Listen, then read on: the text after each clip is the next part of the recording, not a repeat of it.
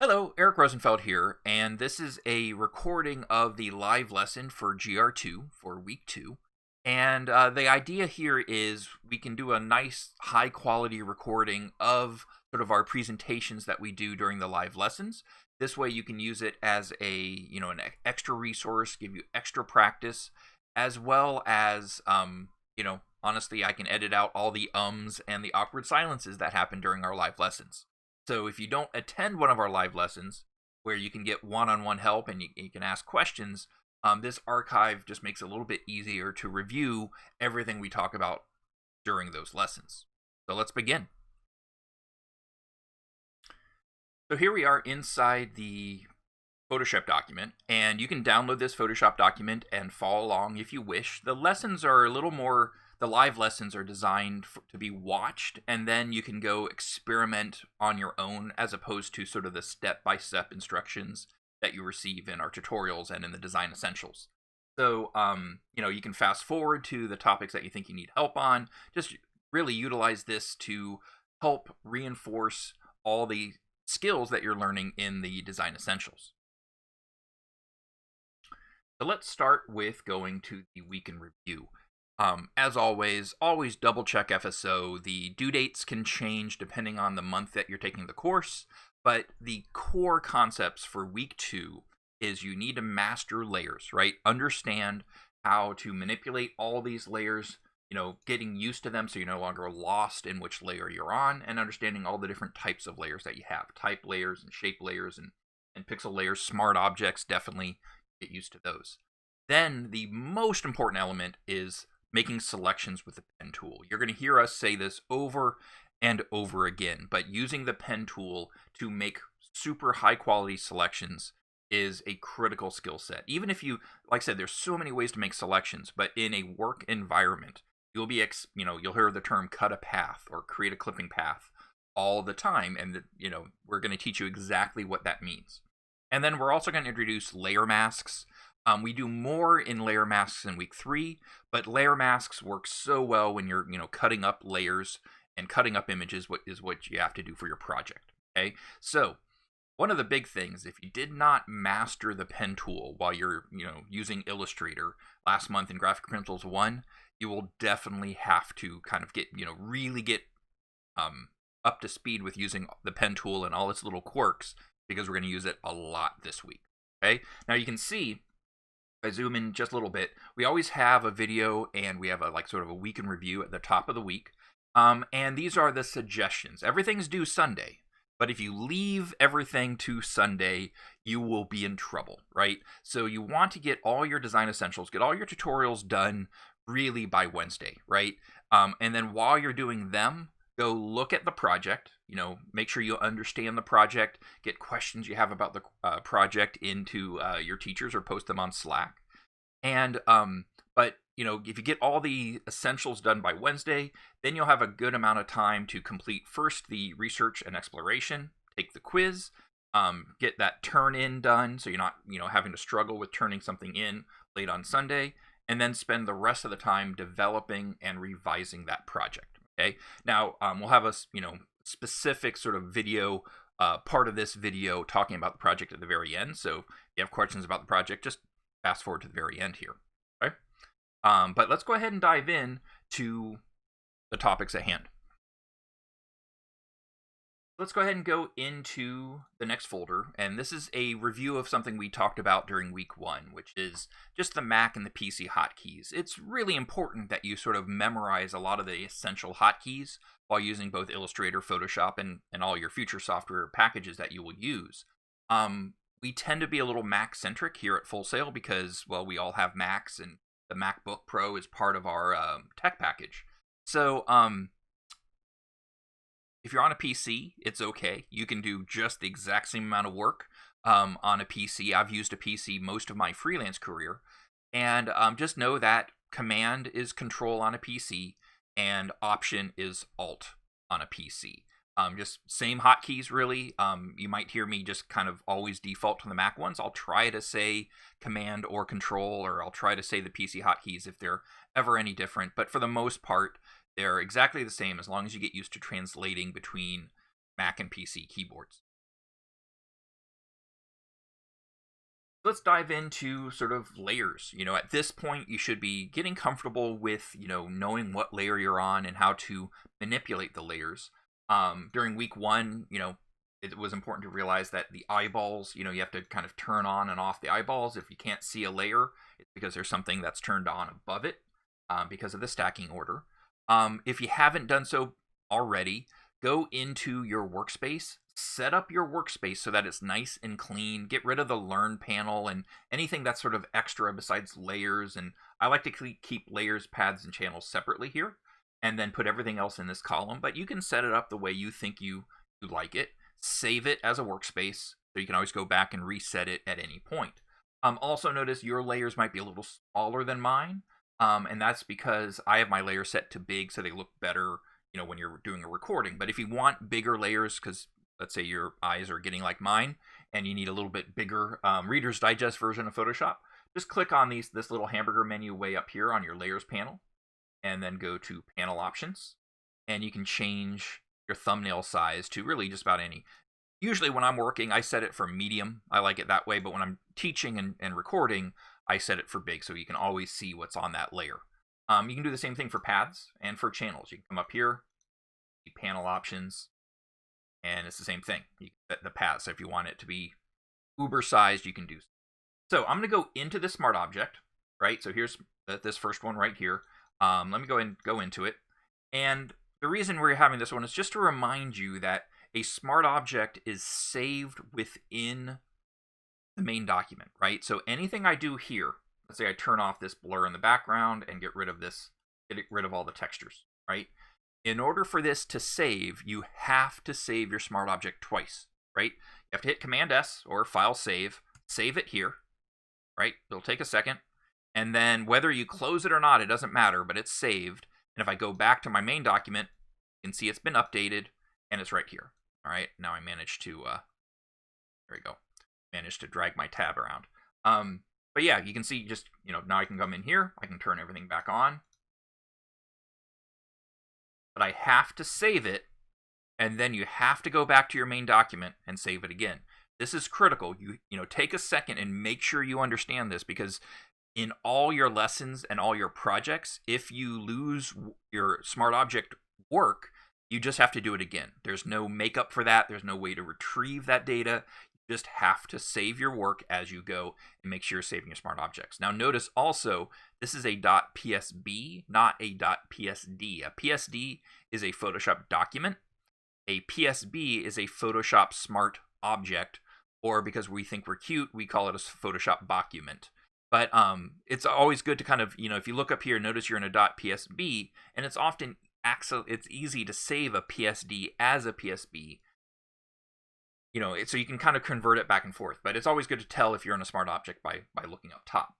Now, the other thing is when you're talking about layers, you can see we have vector smart objects, and that's when you copy and paste, Illustrator work, or you import Illustrator work into Photoshop as a smart object. If I double click on the thumbnail, it will open up Illustrator, might take a second, and you can manipulate it, right? So if I want to come in here and change some of these colors, and grab the whole thing. I've changed it a bit. All right, I'll hit save. Again, have to save it. This vector smart object, you don't hit save as in this case. You save it, then you go back to Photoshop, and then in this case, you would save your smart object, and then go back and save your master document.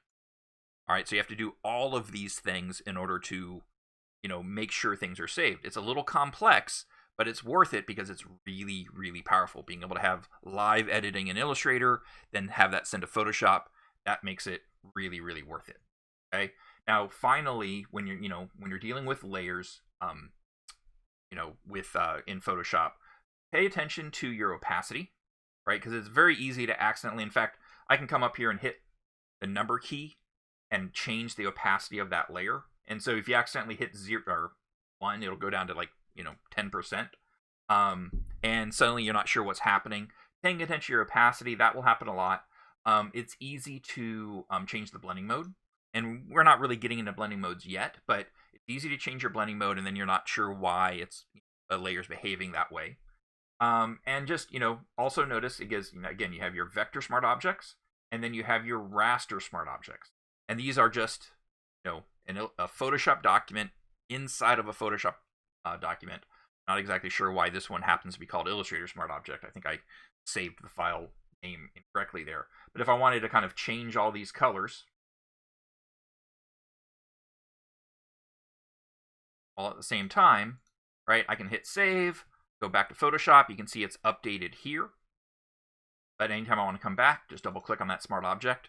That's the value. That's what makes, again, these smart objects really powerful. And this is why we start using them from day one, as opposed to just introducing them at the end of, after you've used layers and comfortable with everything. We want you using them from the get-go. You'll see, this week we'll talk about layer masks. That's these little black boxes that control opacity. And yeah, so just, here's a little file. You can take a moment and just experiment with both vector and raster smart objects to make sure you get the idea.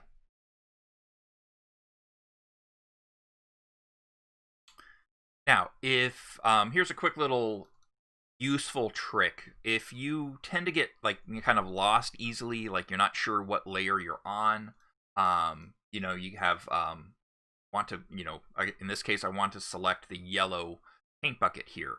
Of course, I can come in here and click on yellow, but often you might have it hidden within a folder, and that could be within a folder within a folder, and you're not sure where that layer is. Great little shortcut is just hold down Command on a Mac, Control on a PC, and Control click on the pixel that you want to sort of select that layer, right? So if I Command click here, you can see it'll actually unfurl everything and show you that layer. Now, be aware, if you have like a transparency, like a whole bunch of transparent pixels on top of everything, it's going to select that, right? But you can see I can Command click on blue, and it's going to select the cyan layer. If I want to Command click on this top one, bam, it goes to the CMYK logo. The blurriness there, if I Command click on that, you can see it jumps over here. Now, that's different than you'll hear us say Command click on your thumbnail. If I Command click on your thumbnail, it actually turns whatever that is into a selection. So that's different. So I'm Command clicking, I get a little bit lost. I don't know what layer that is. I just Command click on it. I tend to do that a lot. And in fact, you can hold Shift, so it'd be Command Shift or Control Shift on a PC. Command Shift, so I can Command click once, and I can Command Shift and add, so I can very quickly select groups of layers without paying, particularly close attention to what's happening with my layers. Now, just like with every Mac and PC, if you hold down Shift, it will add to your selection. And if you hold down Command, it will add or subtract, right? So if I come in here and if I want them all, I just click the top one, hold down Shift, and it'll select them all here. Or I can click on one and then Command click on another. And if I accidentally select the wrong one, I can use Command or, again, Control on a PC, right? But the main one here is just Command click on a pixel, and it will select wherever that pixel resides in the layers panel. Selection is what? And this is kind of an odd sort of title, but the whole point of this is just to encourage you to always pay attention to your selection.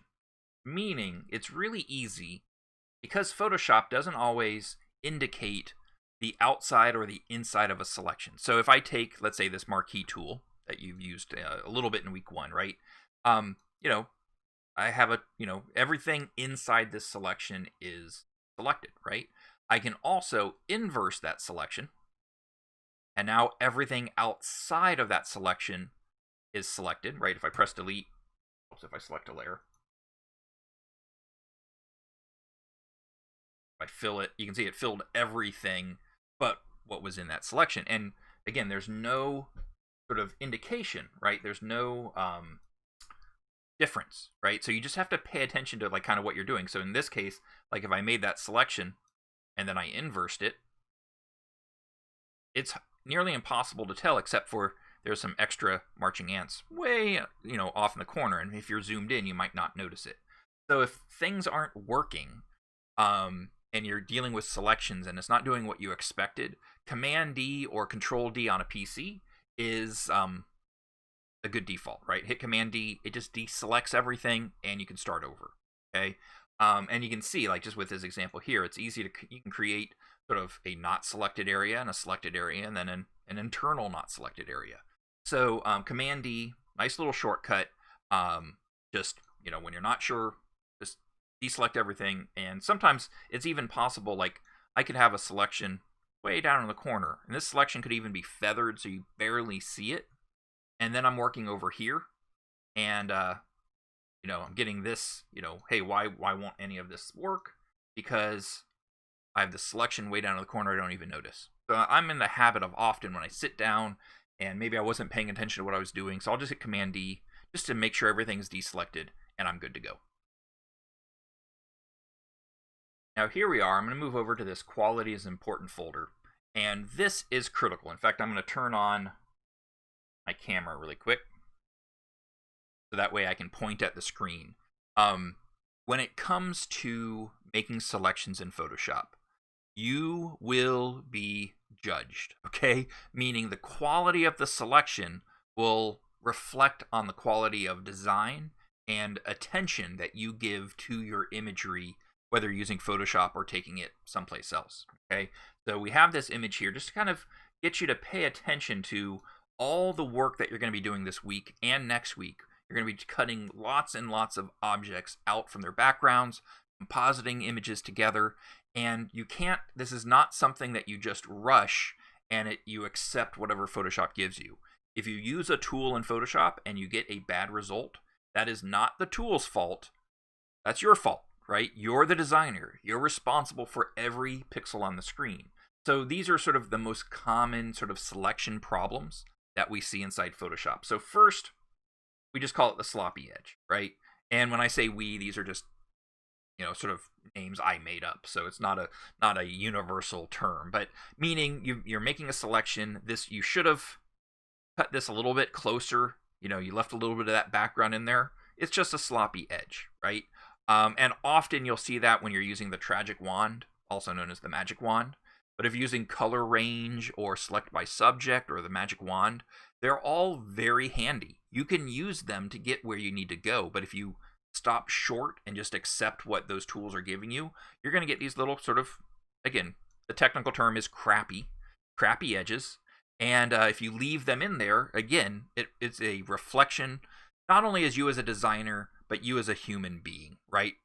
People who kind of leave these fuzzy edges on there, they're mean to animals and old people. They are, right? So you don't want to be lumped in with those types of people, all right? You often can easily get a fuzzy edge or a feathered edge, and that doesn't work when you're supposed to have a hard edge to the side of your face, and suddenly that face is semi-transparent. That often occurs when you're using quick mask or you're painting with a brush, you're painting layer masks, and you're doing a little bit of touch-up work and you're not quite paying attention. Often it's because, blank layer. Often it's because your brush is really big and you're kind of eating away, and you're just, again, often you're zoomed out and you're eating away, you don't really notice that. Of course, missing interiors, that's a problem. That's just because you're not paying attention to the image. If there's an inside area that you need to delete, you need to go in there and select it and delete it. And then at the same time, sometimes you get accidental transparency. So while you're messing with an area over here and trying to cut it, sometimes it's, especially if you're selecting by color, it's easy to accidentally select some pixels in another area and delete it. And often, if I drag a layer here, and oops, let me just put a layer in the background and just make it white. Often you won't even notice it, right?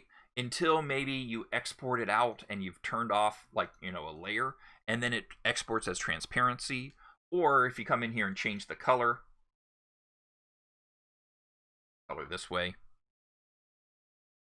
right? So white you wouldn't notice, but if you change the background color, I just realized I merged it in. So I'd have to go into this document here. There, you'll see it here. Right?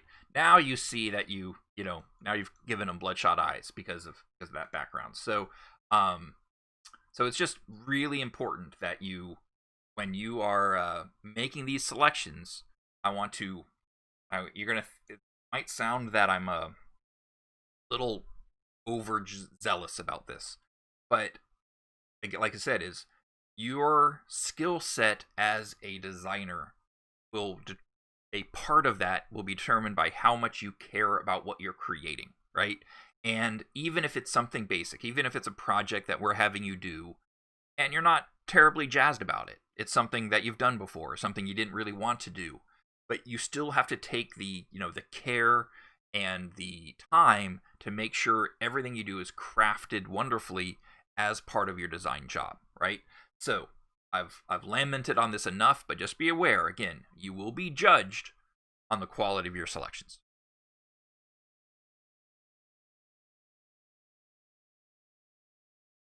All right, now, very quick, these are some hotkeys that, it's not really optional. You got to memorize these hotkeys because just for the speed and fluidity of using Photoshop, any professional that's going to be using in Photoshop is not going to go to menu command for this. So I would write them down, print out this sheet here, put it as your desktop image, get a tattoo of these hotkeys, whatever you prefer to do. But it's definitely worth memorizing. We've already talked about Command or Control D for deselect. Command A is just select all. Yeah, that's always useful. Command Shift I, that's inverse selection. And it's important to point out that adding that shift is very important because Command Shift I reverses your selection while Command I reverses your colors, right? You'll have your shift key for adding to a selection or adding to a selection of a layer. And then, of course, Option or Alt on a PC for subtracting from that selection. Very similar to Illustrator with those hotkeys. But again, just, Command D, Command A, Command I, or Command Shift I use those all the time. So I want to encourage you to start utilizing those because you can just put them into your workflow and it speeds everything up. Now, here we are in the Selection Basics tab, and what's kind of interesting about this is while we stress, like you'll hear us stress, like the best selection tool in Photoshop is to use the pen tool, right? However, so it's like almost like why even bother learning how to use anything else? Well, is because they're still very handy. So, the rectangular marquee tool or drawing a circle, the single rows, we tend to use those a little bit less. But, if I'm in, let's just go ahead and go into this art object. Coming in here and very quickly, if I want to grab a little section of this, copy and paste it onto its own document, I can now go use this as a texture. That was much quicker than using the pen tool. Or, again, I can come in and use the lasso tool or the polygonal lasso tool or polygonal, however you want to call it. And it just, again, quick selections. These tools here, again, you wouldn't use them to do, finesse work, but they're there. And that's why we want you to kind of get used to using them because often I'll combine the pen tool work that we do with these other tools. Let me go ahead and go into mask here. And in fact, we have a little indicator here again. Don't rely on the magic wand. The magic wand, or often we call it the tragic wand, this guy right here, and often it's, there's the quick selection tool, which is really just the magic wand and a paintbrush put together. But all of these tools here are, like I said, they're great for, I'll select the magic wand. I have a pure blue background like this, right? So I can click here, and you notice, even though it's pure blue, it's not really pure blue. There's lots of other colors in here. I can change my tolerance, right? I can hold down Shift, and you can, you can get a decent selection depending on your background, but you can see even with this, it really started goofing, because of these colors down here. So again, if you only rely on the magic wand for your projects, I promise you, we've selected images that you have to use in your next two projects that if you use the magic wand, you will get a poor result and we'll get points deducted and we will make you redo it, right? So if you're kind of used to kind of cheating a little, not saying you cheat, but cheating with the tools with the magic wand, like I said, for something like this, I might very quickly make a quick selection, turn it into a mask, and then use my pen tool to go fix things, right? that's a great, a great workflow that I like to do. But just be aware that, when it comes to the magic wand or any variation of sort of quick selection tool, you have to be careful about it. But besides that, it's really, again, just knowing your hotkeys. If I want to add to my selection, I make something, I want to add a little bit to it, hold down Shift. If I need to cut a hole in it, hold down Option or Alt on a PC. And, for quick selection shapes, or even sometimes you just, let's say I use my magic wand and I cut out this white background, or I'll do what you're going to do later. I'll just make a mask, invert it. There we go. And again, it's not perfect. Lots of errors here. But if I want to fill an area behind it instead of the full screen, like, just make a quick box here, and I'll go to Edit Fill, or there's great hotkeys, Command Delete in there, but I'll just fill this with a color.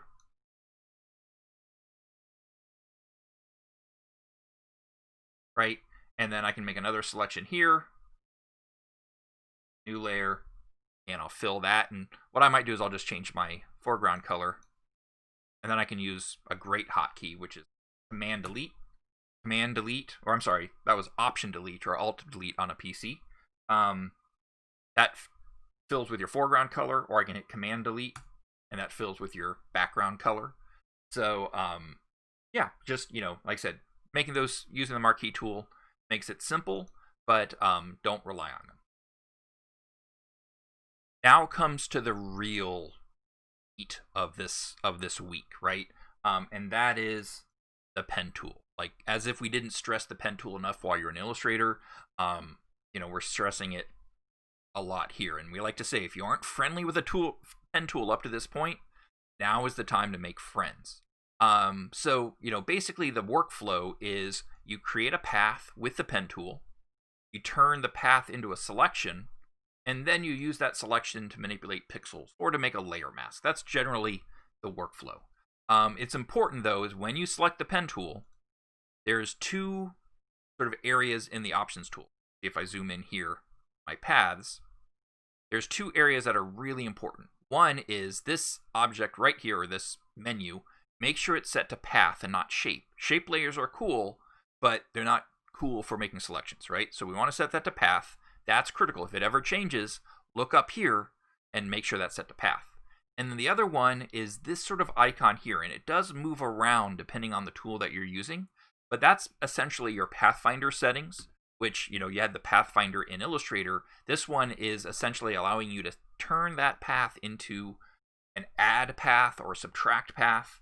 And so by default, you'd want to kind of leave this on combined shapes, but you'll see in a little bit that we like to, we can change it.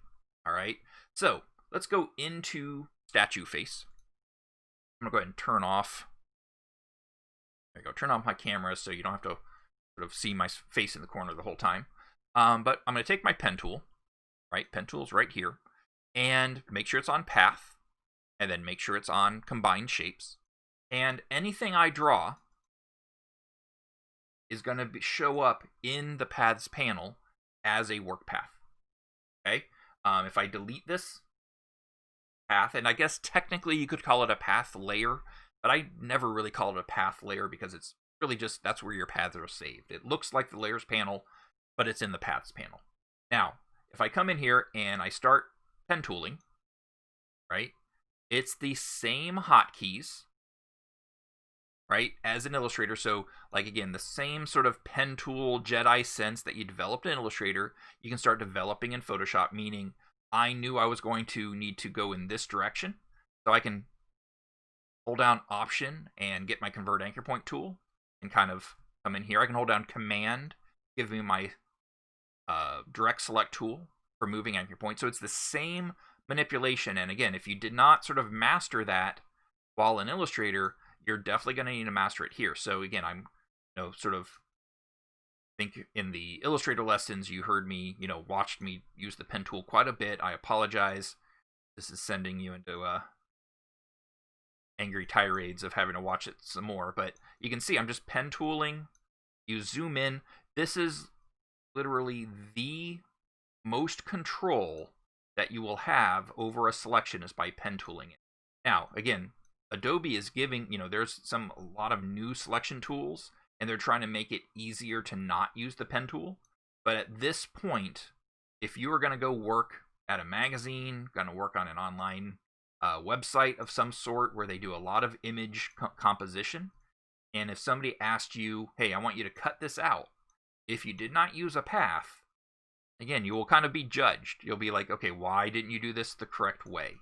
Now, again, if you've been using Photoshop for a while, and you might have, like, maybe you're using a tablet and you paint your selections very quickly, as long as it's good, you can often get away with it. But if it's not good, one, use the pen tool, and two, just be aware as often you might be asked to cut a path because you need that path to make a stroke, take it into After Effects, or in InDesign, you want to use that path as a clipping mask. So you can see, there I went, I pen tooled around that face, and there's my work path, right? Now I'm going to double click on it, and I'm just going to rename this, right? Because that work path, if I don't do that and I start drawing another one, it will either add to it, or if I click off and I start drawing, it'll completely delete my previous work path, right? So it's essential that after you kind of do all that work, go double click on the path, write on its name, no place else, and I'll name it whatever you want, face path. Okay? And then really what you do from there, command click on the thumbnail, or control click on if you're on a PC, and there, it made you a selection. So if I can duplicate the selection, I can come in here and press delete, and well, that's not what I wanted, so I'm going to inverse my selection. And then I'll press delete. Oops, hold on, I need to hit undo. There we go. I'll turn off the background. Notice I always duplicated my layer because that way if I screw things up, I can always undo it. Just delete the layer. But I'll inverse my selection. There it is. And press delete. And then I have that on its own layer. Or what you'll really end up doing by the end of this week when we introduce you to layer masks is you'll turn that into a selection. And then you'll come down here to this tiny little button, right? Let me pull it out here, right? It's the bottom of my layers panel, little square with a circle on it, right here. That's the layer mask button. And if you have a selection and I click the layer mask button, bam, it non-destructively gives you this black and white mask that you can then always throw away and then start back over. But this is the way you're going to be headed for all your sort of compositing inside Photoshop. All right. So that's, the lessons that you're doing in the Design Essentials will give you lots of practice with the pen tool. But that's a quick overview of using the pen tool to make selections. Now let's go into this inside and outside path example. It's very similar to what we just did, where we, pen tool a perfect path around here. Now, I'm going to sort of cut that part out because I don't think you want to watch me pen tool more. But you can see I can click on my path. Here's the, pen tool shape. Got a little messy down there, but let's just ignore that. And but the problem is there's an inside path, right? So there's two sort of ways you can handle this. You can make a new path, right? So I'll just take my pen tool and start pen tooling on the inside. Right, I'm going to do this a little bit rough, just so you don't have to watch me for too long, just pen tool. I have my pen tooling stick with me right now. Want me to sing?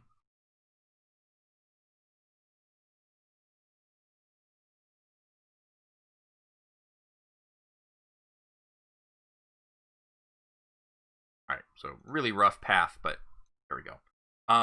Now you can see that's on a separate path layer, I guess you would call it, right? Now I'll call this one path. So if you do that, notice if I command click on that, it just adds to that selection. So if I want to make a selection that has only the lantern selected, I will command click on the lantern, and you can see that selects everything, including this inside area. And then I'll hold, and that's control on a PC, obviously. And then I'll hold down command and option, which is control and alt on a PC. And you notice when I'm holding down command, I get my little finger, and then I hold down option or alt, it turns that little minus sign in there. So now it's going to subtract this inside path from my selection, right? And now I can come in here and just click my mask button. Bam. Perfect. Well, except for that. But we'd fix that afterwards. Okay? Now, if you don't, like, you're like, okay, well, that works, but there might be a little more elegant way of handling this. And there is. You take your pen tool, and remember I always told you always pay attention to the add here, because you can actually turn it into subtract. So if I come into my path here, I don't want to have this path selected, because if I do, when I go to my pen tool, I can actually turn it into a subtract path, and you can tell because it reverses your colors here on your lanterns, but you can't tell, just by looking at the path. So I'm going to hit undo, and instead of doing that, I will just, I'm on my path here, I'm going to turn my pen tool into subtract, and then just pen tool right on my lantern path, and you'll see I'll have two paths on that sort of path layer. Didn't mean to do that, but I'll fix it. Down Command or Control to my selection tool.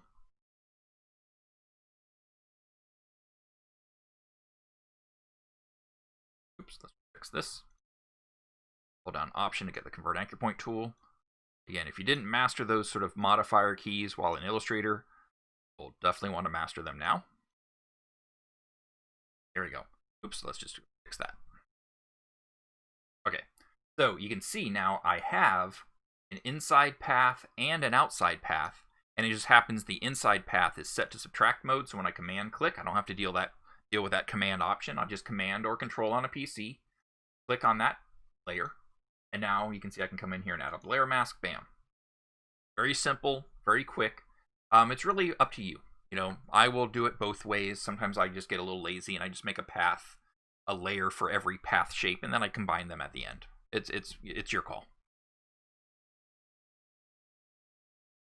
Now we're going to go on into layer masks. Now, you'll spend a lot of time during week 3 really mastering the ins and outs of layer masks. But what I like to do is kind of stress layer masks now, because again, why do things inefficiently when you're a beginner, just to show you a cooler way of doing something just a week from now. Okay, so when you're dealing with a mask, here's a couple screenshots that we want to sort of deal with, and you'll see it's anytime I mention a mask, it's usually involving this little black and white box where black is going to be transparent and white is going to be opaque, and every shade of gray in between is going to be partial transparent, right? Or partial transparency, excuse me.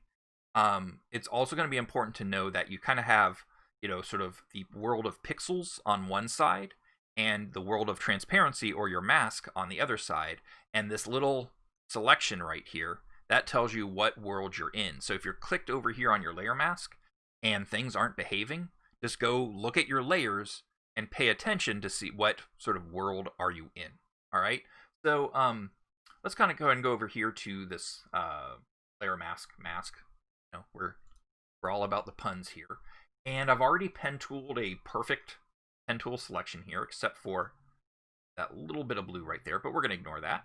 I'll command click, turn that into a selection, and again, just come back over to my layers. In fact, let me pull my layers up, because when buttons are way down at the bottom, sometimes they get cut off.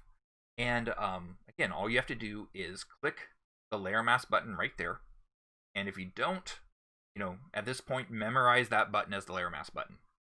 Really handy. You'll be using it a ton. And when you do that, your selection becomes the mask, right? And so you can see if I had the wrong thing selected, select inverse. And then I click my mask button. It'll give me the reverse, but that's okay, because it's really easy to invert the colors here, right? We have inverse for inversing our selection. Command I is the shortcut. Again, shortcut you definitely want to memorize. Command I, when you're in your layer mask, just flip-flops your colors, so black becomes white and white becomes black. And there we go. We have it the way we want. What's great is this is non-destructive. I can throw this away, right, and start back over. In this case, I don't have to always leave a copy of a layer untouched in case I ever want to go back. If I'm using layer masks, I can throw that mask away anytime, right? And again, to click on the layer mask means I can actually see it's actually technically doing some things in your channels behind your back.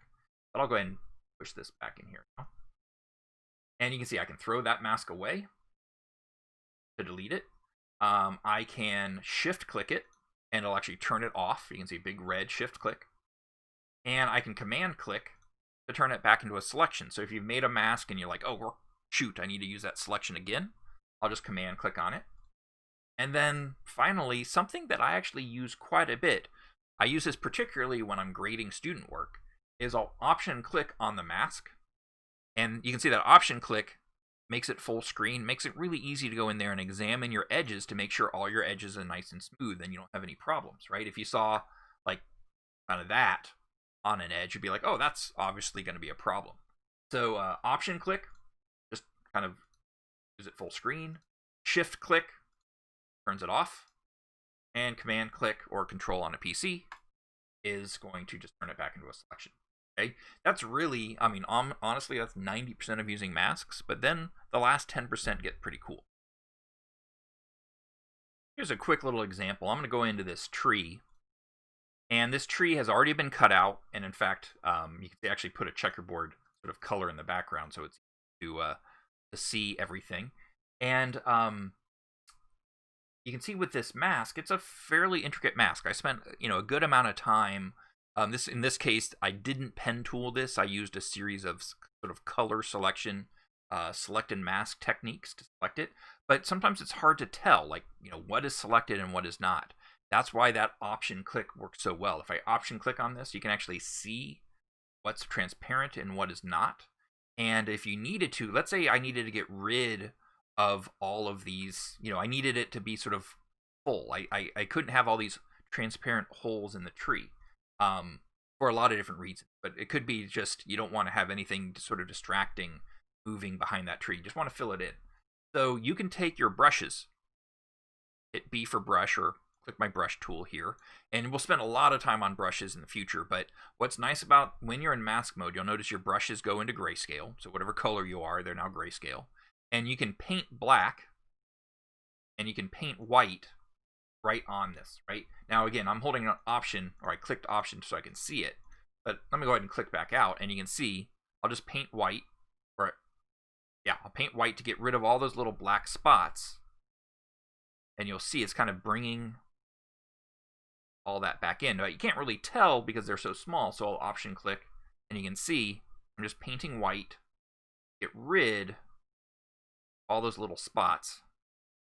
And that way I don't have any transparent holes in my tree. And again, I could come in there and zoom in and use my brush as much as I want, or I could, any of the tools I can use, manipulate those colors to change my mask. But that's something you do quite a bit, is just sort of doing cleanup work on your mask after you've used some selection techniques. Let's wrap up talking about your travel collage project. So this is currently the week 2 project for Graphic Principles 2, and it's designed to, again, just make you use Photoshop a lot. You're going to create this sort of travel industry image. We actually see this type of stuff pop up on social media quite a bit.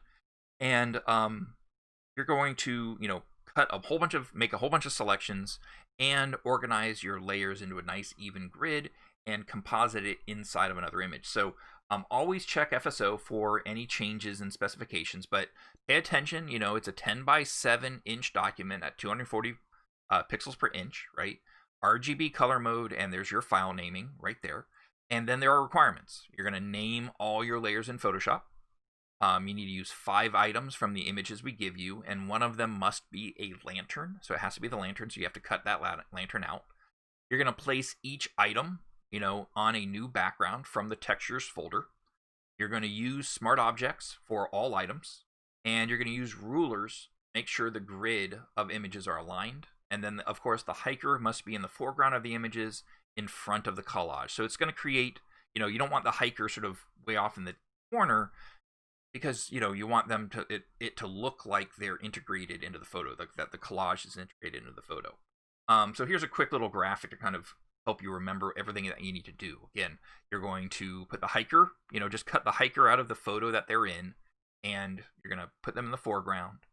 You're going to add 2 landscape images, from the landscapes folder that we have. And you're going to do 5 cutouts of objects. And you're going to put those on a unique texture of some sort. It can be the same one, or you can use different ones in this case.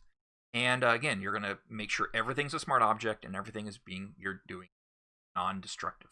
All right, meaning that you're working with layer masks or some other form of non-destructive workflow.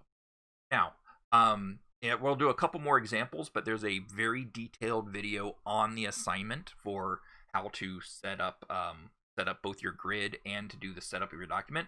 But we'll go ahead and show you a little bit of that now. Now we're going to talk a little bit further about how to set up your document, all right, or set up your project. So you are given a whole bunch of images here. You have your items, you have your main, back there. You have your items, you have your main photos, there's your hikers, your nature shots or landscapes, and then your textures, okay? So what you're going to do is you're going to go to your sort of main photo here and look through them all, right? Think about different things that you could do. They all have different challenges. There's not really one that's a lot easier than the others. But think about the image you want to use. Think about the grid that you're going to create, and so you can get an idea of everything that you're going to do. And you're going to start with that. However, you don't want to just open this up in Photoshop and start cutting this out, because it's sort of it might be the right or the wrong dimensions. You want to go into File, New, and make yourself the right dimensions. In fact, let me come back here and double check, right? It is 10 inches by 7 inches at 240 dpi. So let's go and make that new document.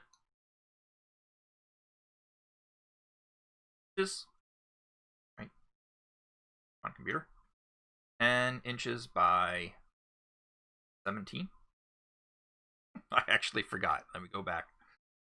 Sorry, 10 inches wide, 7 inches tall. All right, I will remember it this time. All right, inches,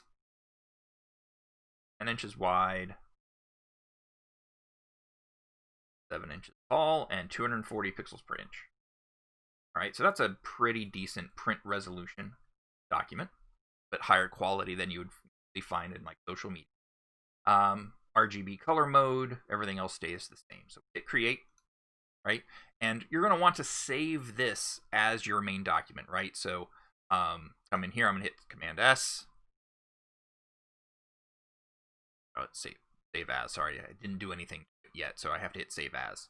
And I'll just go ahead and save this as my test, but you would name it, after yourself. And what I would do at this point is I would take the hikers and just bring that layer over into your test sample, right? Now it's going to be big, right? It's going to be a big document. And at this point, you can right click and just turn it into a convert to a smart object. So turn it into a smart object. And there, now you have that image in there. It's, so I could use it like this. I could scale it down, right? But what's cool about that smart object is it's never going to throw away those pixels. So if halfway through I'm like, okay, no, actually I can scale that up a little bit more. I can scale it up. And then even cooler is I can come in here and double click and have access to the full document. I can even come in here and start making my selections in here, and then it'll transfer to this. Now, one little point that I need to make out, in fact, maybe I can do it here, is let's just say, here's my original image for that to smart object. If I cut that selection out, in fact, I'll copy that, clean up work here. So let's say I'm inside my smart object, and see, I've cut close. I've cut the hiker out, and it's just sitting there in front, right? But it's inside my smart object. And, that's obviously not going to help me, because if I save this, and now I come back here, it's still everything's on the bottom, right? So, and that's assuming I didn't have that already there. So, if you do something like that, just go, oh, okay, it's fine. I can just take this layer, click and drag it. Oh, here, let me F, so I have my tabs. I can click and drag it over here. I wanted, there we go. Drag it to the top, or you can copy and paste, whatever works. And just line it up. It'll take some time to line it up perfectly. Okay. There, it's on a separate layer. In fact, I'm going to drag it very, very top. Right, so again, but what's nice about having that smart object, you can always come in here, you have all the original pixels. Now, on top of that, you do have to be careful, like especially with all these JPEGs, and I did create a separate video really showing you all the ins and outs. But again, if you open up these JPEGs in Photoshop, just be aware that it's still a JPEG. It's not a Photoshop document. So I always recommend, as soon as you open up that JPEG, hit Save As, and save it not as a JPEG, but change it to a Photoshop document. Right? PSD, right at the top. You can just, you can name it whatever you want, but in this case, I'll just leave it Hiker 6. Save it as a Photoshop document. Now, I can, do anything I want to it, and it will save with layers. As long as it's a JPEG, it will actually, flatten if you save it as another JPEG. Okay? And that's particularly true. Students sometimes get in troubles with this is when they start opening up these images, and then what happens is they start working on these selections, and then they go to hit save, it flattens everything, and then when they bring it in, it doesn't work the way they want it, right? So it's just always important. Turn those JPEGs into Photoshop documents, and you don't have to worry about it. Or you can do something like this. Just hit a Command A, copy all those pixels, and then go into your document and hit paste. Right? There you go. And then you turn that into a smart object. Now that's built inside your Photoshop document. I can come in here. I can do everything I want to it. You can see I'm erasing. I have transparency. I can add layers. Hit save. And you can see there it is here, and bring it to the top. You can see I can scale it down. Obviously, you would do a little better job of selecting this. Right? I could scale this down, but it's still a smart object. You can still come in and see all the glorious pixels, and that's what's important about learning this. Okay? And you can see, so for example, for all of these, right, and putting your folders, keeping everything organized is good. There's all my items, and you can see each item in. The selection and the masking is done in the smart object. That's definitely the way you want to do it. You don't want to scale something down and then, do your pen tooling with it small. Pen tool, while it's big, it'll look 1,000 times better and it'll be much easier. Also noticed, let's see, I didn't save my work paths, but notice, I just pen tooled this out. There's the inside part. Turn that selection into a layer mask so it's non-destructive. Hit save. And bam, you have the perfect selection, and you have it in a smart object. So each one of these is using a layer mask. And again, you want to spend a lot of time making sure. We will open up each one and examine your edges. And remember, I mentioned you will be judged. Got to turn on my camera really quick. You will be judged, okay? All right, so pay attention to your selections. Okay, I'll turn that off. Close that. And again, the next video I'll show you about kind of using clipping groups and an easy way to set up your grid. And again, remember there's a step-by-step sort of instructions built in the assignment as well. Let's talk a little bit about the required grid for this project. Obviously, you're going to cut out each object and place them in some type of box or shape. And the grid is sort of a universal layout technique. And you'll actually talk about the grid quite a bit when you get into later classes. But at the very least, right, and actually there's a video in the assignment on FSO that kind of really steps you exactly what to do for setting up your grid. But at the very least, you want to use the shape layers, which you haven't really used very much, but they're very simple. Just come over here, pick a rectangle tool, and you can see I can come in here and draw a shape, and you just pick your colors up top. And setting up your rulers, Command R for your rulers. And in the video, I show you even how to set the rulers to the right dimensions, and then resetting the point of origin, so that way you can kind of calculate your columns and everything. But what you're going to do is you're going to, just make some basic shapes. If you don't want to use the shape tool, you can also just use your marquee tool and fill it with a color, and then duplicate that layer over. But you want to experiment with the grid. Your images are going to be different than, you're picking different images than anybody else, or the examples I've given. And so, think about your images. Think about what would look good as, kind of an image across 2 columns, or here's an image that's across 2 columns and 2 rows. But again, it's up to you. Experiment with it based on, the hiker in the foreground. But then once you kind of have this set up, let me go ahead and show you clipping group. I'll turn on something like, turn off. And I'll come in here and start with the texture, actually. Right? So I'll turn on a texture.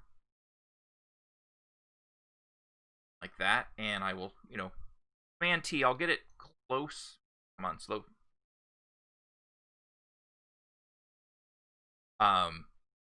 I'll shrink it down a little bit, but it doesn't have to be shrunk down, completely. You might want that texture to seem a little bit larger in the box. And then I'll just go drag it right above that box. And a easy way to find out which box, is on which layer, because here I didn't name them. Shame on me. But I command click on one of those boxes, and you can see it jumps over to that layer. So I can drag my texture down, and it's really easy. Just hold down Option and Option click right between these 2 layers. That creates a clipping group. We'll dive into clipping groups quite a bit next week, but we kind of show it to you early just because it's really, really useful. See right there? I can move it around, and I can still move that box around if I really wanted to. Okay, and then I can shift click them and move them both around.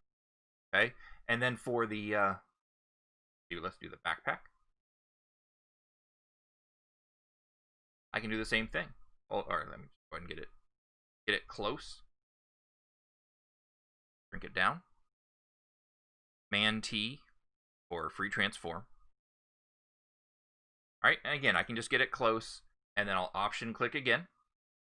There, and there it is inside. And now I can still hit Command T and shrink that layer. Now in this case, that's not the best background texture because it's really hard to kind of see that backpack with that background texture. And so you can always come in and change it. I'll grab this darker one. Maybe I'll grab a copy of it. Drag a copy. Drag this down. Or I could have drawn the yellow box up, whatever organization you want to do. And I still have the top one on. Let me turn it off. There we go. Right. And now I can actually position this, and I can even turn it off and on and go, okay, which one do I like better? I think the dark one looks better for that. Okay, so again, you're going to do that for each object, and you'll have your 2 landscape images, 5 objects, and one of them has to be your lantern. And quick little note about this lantern. I mean, this lantern is, kind of tall with this extra piece up top. So you might consider, you can always have those tall things. Oops, on computer. Oops, there.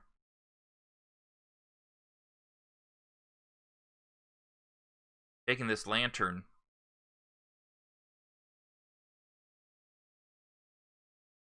instead of having it just in one tiny box. Again, I could take this box, and I'll just hit Command T. Oops, hold down Shift now. I have to Shift so it doesn't strain the aspect ratio. And then just work from that long box, right? So again, decide on the grids, kind of sketch out, just with a quick little thumbnail where you think every should go, or at least think it through. If you don't think it through, it's really easy to tell when we're grading, because things don't end up fitting in the right place, or things get cut off. And you just want to take time to, really demonstrate you have good craft and you're thinking through the process of where things should go, not only in their layers, but their relationship on the screen. All right?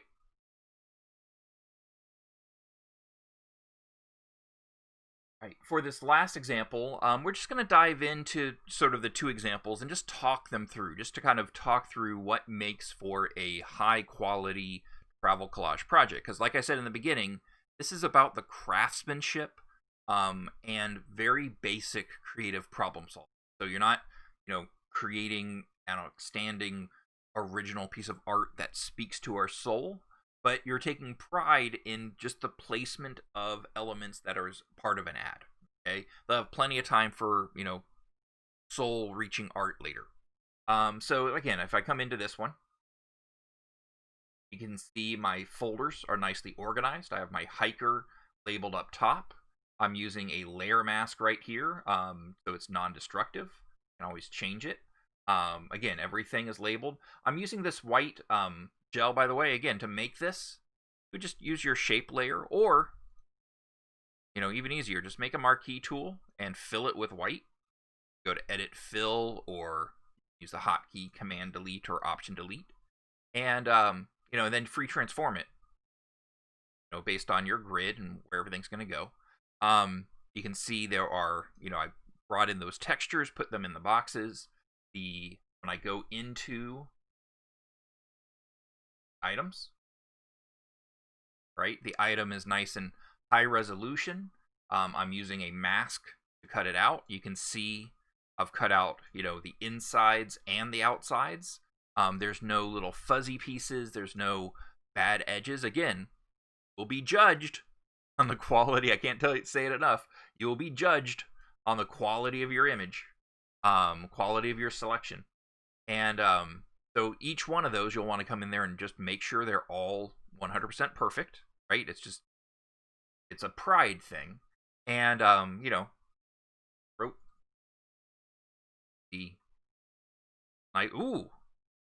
Eric rushed this example and didn't go back and check. So in this case, I would get points deducted for a couple things. One is that's really cruddy extra piece, and then you can see I have all these extra